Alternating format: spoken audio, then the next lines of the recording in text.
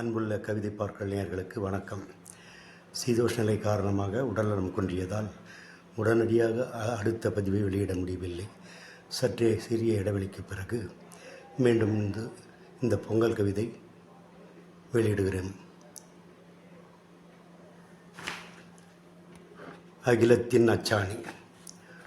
புத்தரிசி புதுவெல்லம் புதுப்பால் ஏலமுடன் புத்துருக்கு நெய்யூற்றி புதுப்பானை அடுப்பேற்றி 10 திசை மனம் பொங்கி வரும் பொங்கல். இத்தரையின் உயிர்ப்பாட்டு பொங்கலோ பொங்கல்.